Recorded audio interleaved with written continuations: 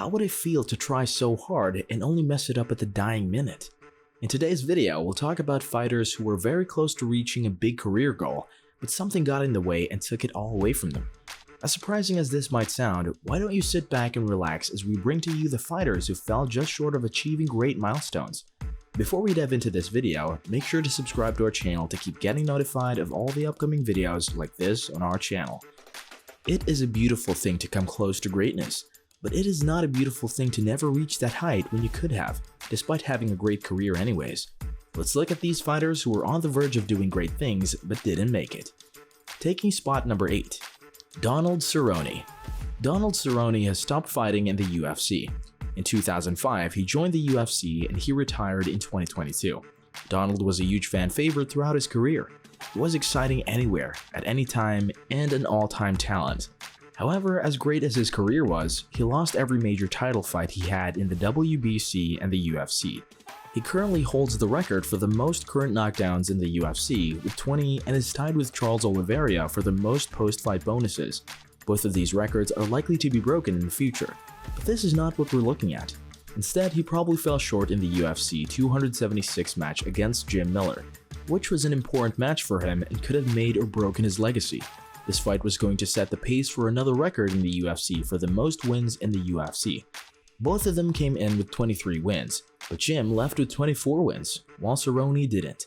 Quite a shame. He could have left another mark on history by fighting in at least 3 more bouts and reaching a total of 41 fights, which would have put him 1 fight ahead of Jim and set another benchmark for future fighters. I really want to know how Cerrone will be remembered in the UFC in the years to come. At number 7. Demian Maia. Because Maia was so strong, he constantly pushed his opponents, especially when he had them in a body triangle for 15 minutes or choked them until they passed out. If there's one thing people would remember about Maia besides his smile, it would be how he kept his opponents in check for most of the fight inside the octagon. After losing to Belal Muhammad last year, his contract was not renewed and he was taken off the list of active UFC fighters. It is unlikely that we will see him ever again. Because of this removal, he missed out on promotions this year and a record he was so close to breaking. With just 7 minutes of control time against his opponent, he could have passed George St. Pierre for the top spot in all divisions. And to be honest, he can do that in just 1 fight with the way he dominates in the octagon. A few fighters are also on the list, but I don't think they'll make it soon.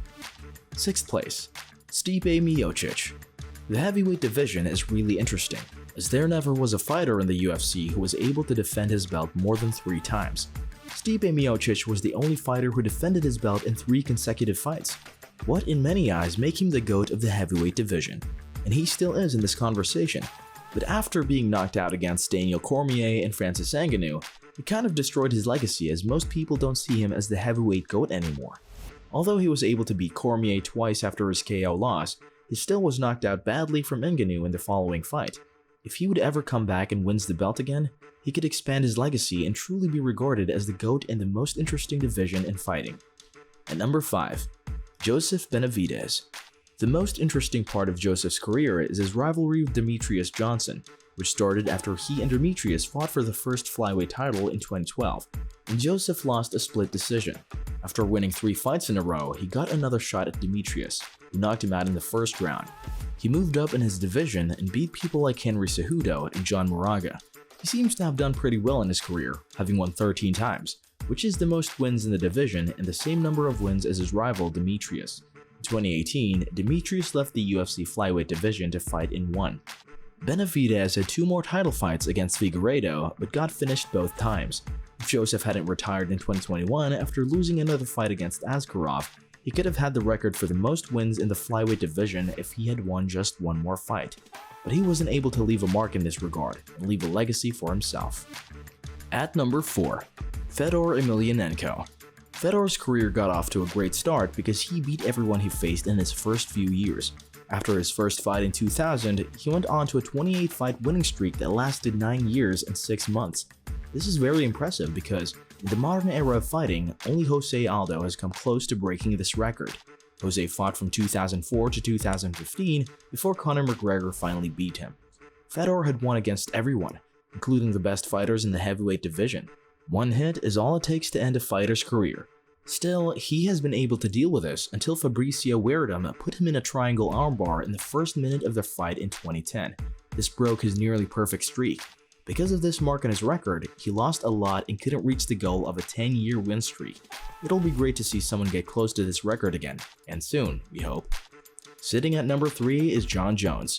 Jones has done a lot of great things in this light heavyweight division, from being the youngest UFC fighter to win a championship, to have the most consecutive wins in the light heavyweight division, to having the most wins in the UFC title fight, and many more. With everything he has done, he should be close to having at least 14 uncontested defenses by now if he has never been suspended or lost his title. Still, he has this problem because he's always getting in and out of trouble with the UFC. This won't change the fact that he is an all-time star though. To this point in 2022, he could already be the one and only greatest of all time, but his payment issue with the UFC, together with his move up to the heavyweight, already took him almost 3 years, which he could have used to create an unmatchable resume. But do you think he has a chance to go far in the heavyweight division, or even with the division's championship? Will he ever return to that octagon? We can't say for sure, so we'll just have to wait and see. It's fact that he will be the GOAT if he wins the heavyweight championship and becomes a 2-division champ. At number 2, Khabib Nurmagomedov. Let's not start with the fact that Khabib ended his career with a record of 21-0 instead of the perfect 30-0 that he and his father said was their goal. Khabib has had a great career. He has beaten a lot of legends and won a lot of titles. His career is so solid that it has put him in the UFC Hall of Fame, but he didn't defend his title again, which would have been a big deal because he's currently tied with BJ Penn and Henderson for the most number of defenses in the lightweight division. Even though the champion might not care much about this, it will put him ahead of most of the other fighters in the lightweight division. Furthermore, allowing him to fulfill his and his father's long-term wish and putting him up there in the GOAT conversation. Finally, at number 1, Kamaru Usman. Kamaru and Leon Edwards' fight at UFC 258 was about more than just the belt. Even though it looked like both men were fighting that night for the belt, Usman lost more than that. Leon's last-second kick to the head not only cost him the belt, but also tied him with Anderson Silva for the longest UFC winning streak at 16. There's no way he could ever beat that, since he would have to start all over to get a 16-fight win streak. Also, because of the fight, he now hasn't defended his welterweight title more often in a row than Matt Hughes, who had the second most consecutive title reigns after GSP. Usman would probably get the chance to get his belt back, but he lost some milestones forever. Which one of these almost reached achievements hurt the most? Let me know in the comments and like the video if you have enjoyed watching it. Also, subscribe to the channel to not miss another video. See you soon!